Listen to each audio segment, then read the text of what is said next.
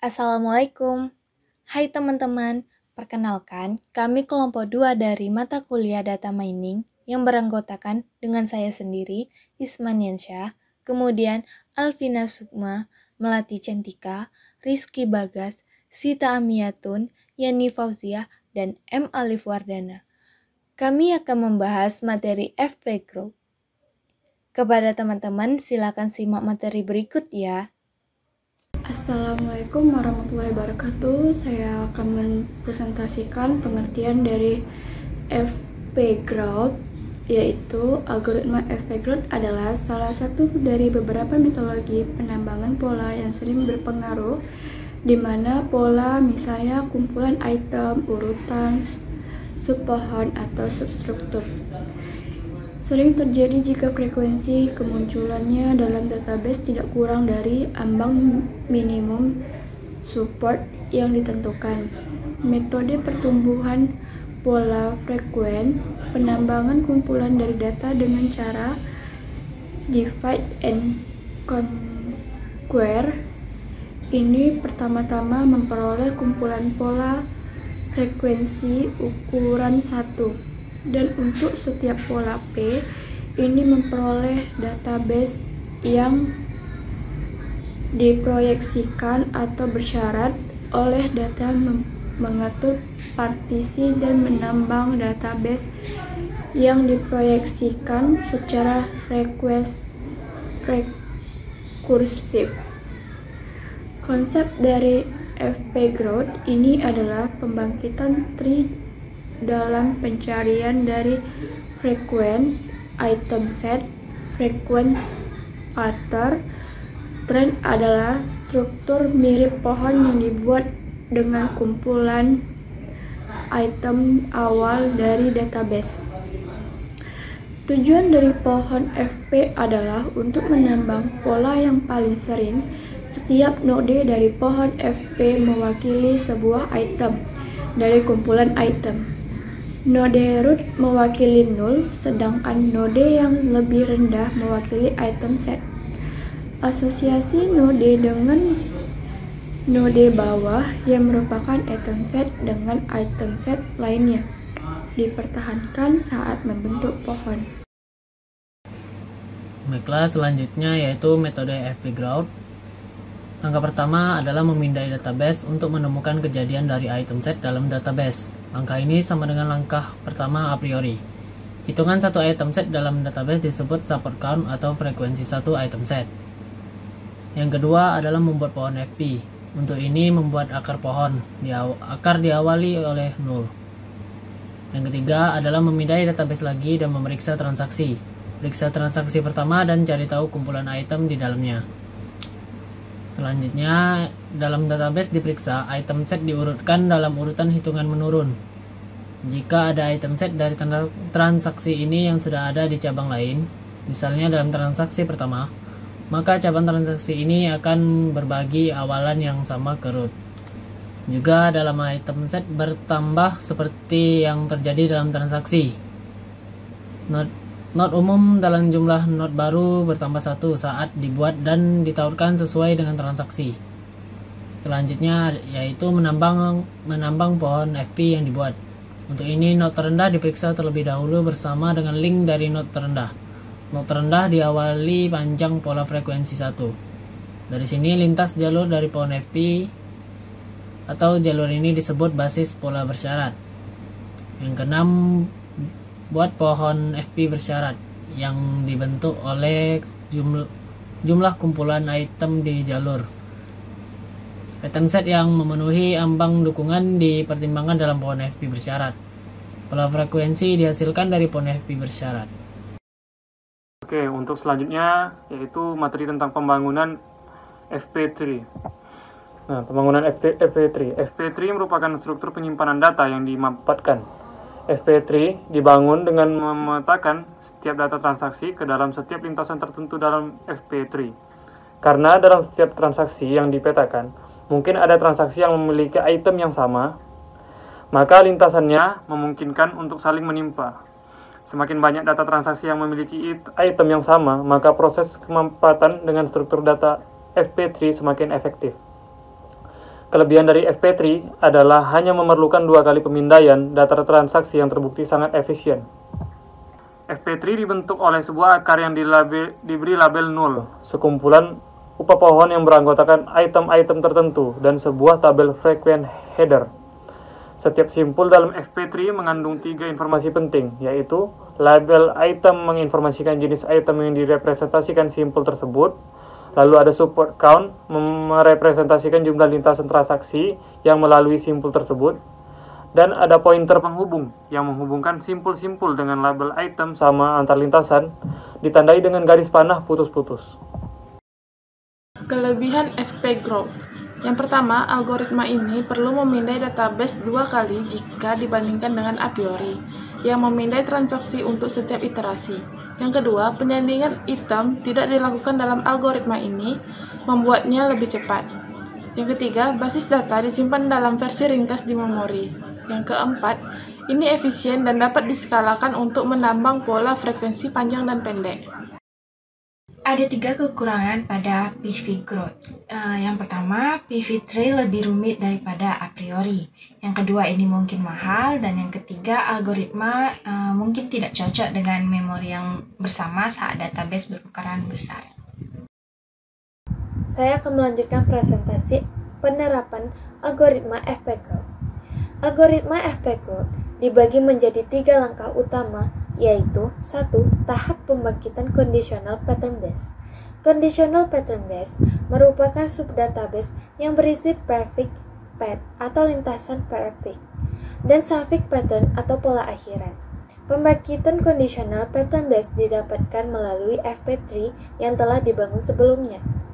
Kedua, tahap pembangkitan conditional FP3. Pada tahap ini, support count dari setiap item pada setiap conditional pattern base dijumlahkan.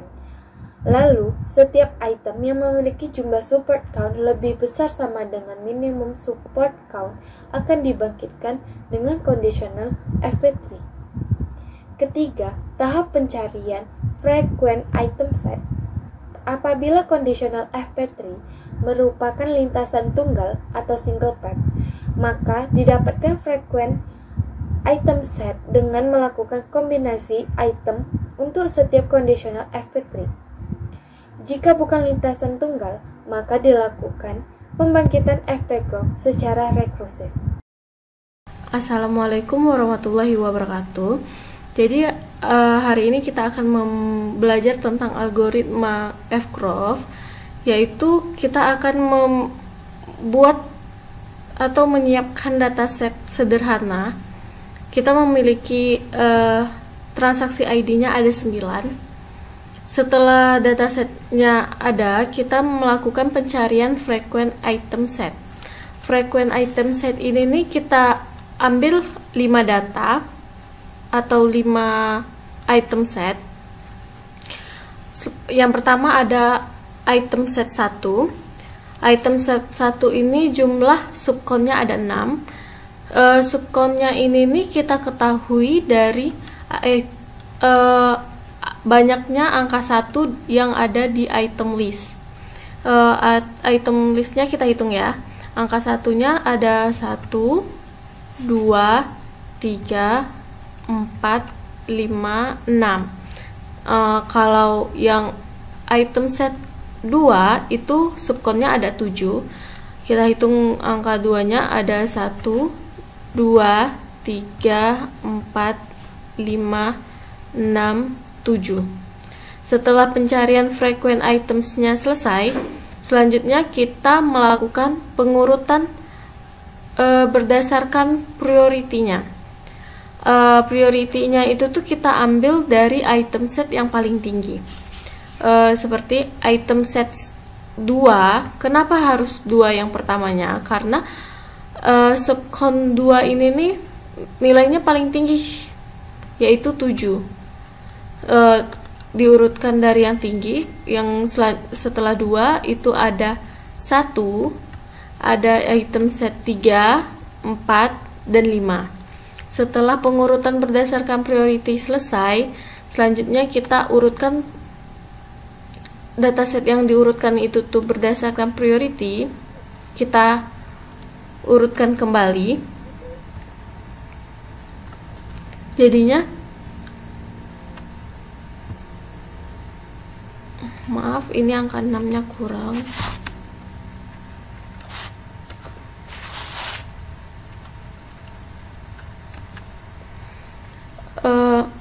Dataset yang diurutkannya itu tuh dari satunya tadi kan. Kan kita udah dapat nih urutan berdasarkan prioritinya. Jadi item transaksi ID-nya itu tuh kita mulai dari 1 lagi. Yang awalnya di datasetnya itu item list dari transaksi ID 1 itu ada 125, dikarenakan setelah diurutkan prioritinya dari 2, kita mulainya bukan 125 lagi, jadi 215. Seterusnya angka 2 itemsnya jadi 2,4, 3 jadi 23, transaksi ID 4 yang berawal dari 124 jadi 214. Jadi setiap angka 2 itu tuh kita majuin ke depan, kita pindahin ke depan. Setelah itu kita membuat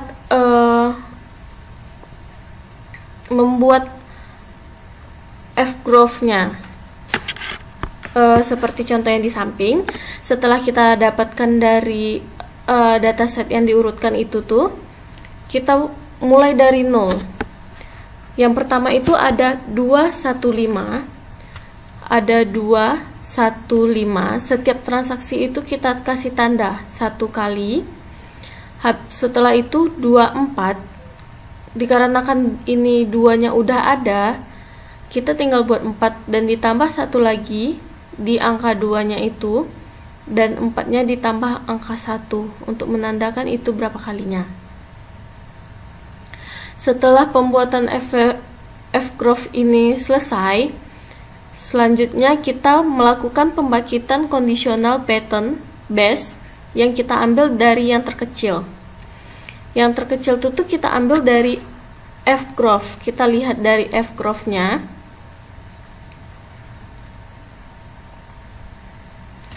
Yang di sini kan yang terkecilnya 5 nih. Jadi dari item 5 kita kerjakannya. Item 5 itu ada apa aja di atasnya. Item 5 ada 2, 1, 5. Dikarenakan sebelumnya itu ada 2, baru angka 1 menghasilkan 1. Ini dia. Selanjutnya ada 5 lagi. Ini ada 2, 1, 3, dan 5. Begitu seterusnya. Setelah kita mendapatkan hasil dari pembangkitan conditional pattern base, selanjutnya kita melakukan pembangkitan conditional F3.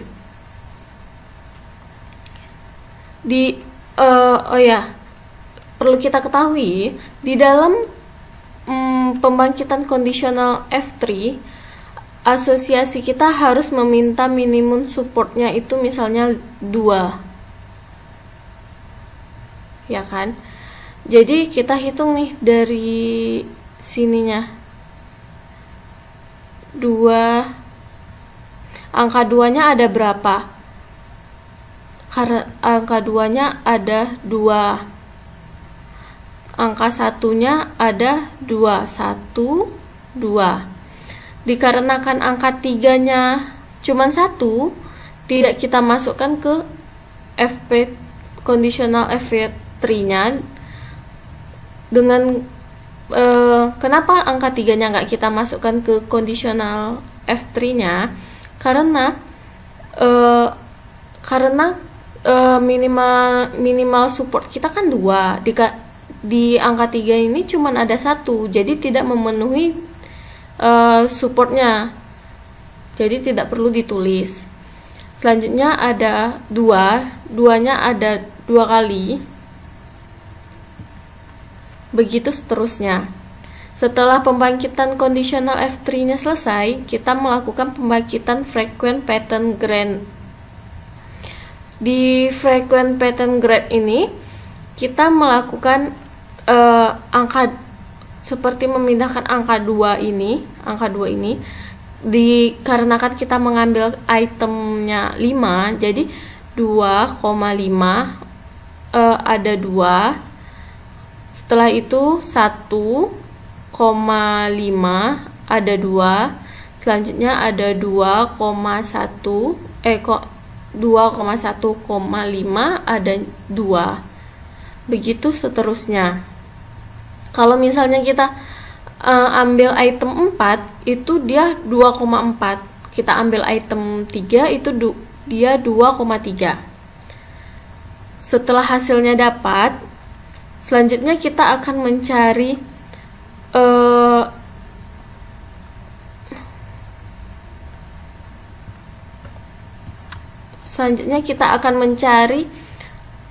item confident. Dikarenakan untuk item confidentnya itu 125, kita lihat di pembangkitan frequent patternnya itu tuh 125 itu ada 2. Kita tulis di sini 2. Setelah itu kalau pembeliannya ada 1, bagaimana dengan harga 2 dan 5? Kalau pembeliannya 2, bagaimana kalau pembeliannya 1 dan 5? Untuk confidentnya itu kita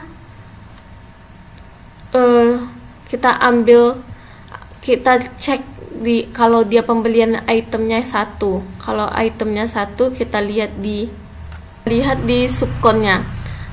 Subkonnya itu tuh ada nilai 1 di item setnya 1 ada 6. Berarti kita buat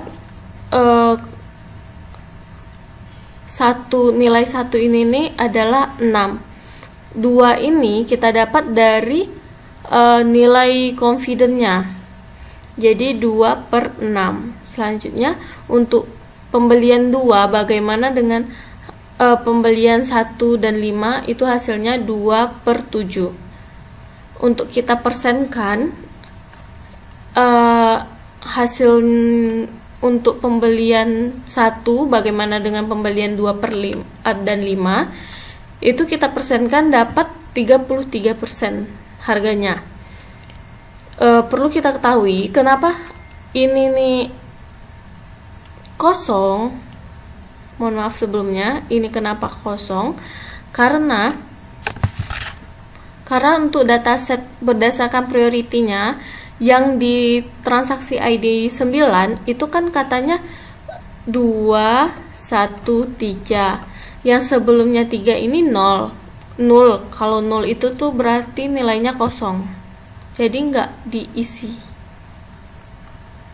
Sekian dari kelompok kami. Apabila ada kesalahan dan kekurangan, mohon dimaafkan.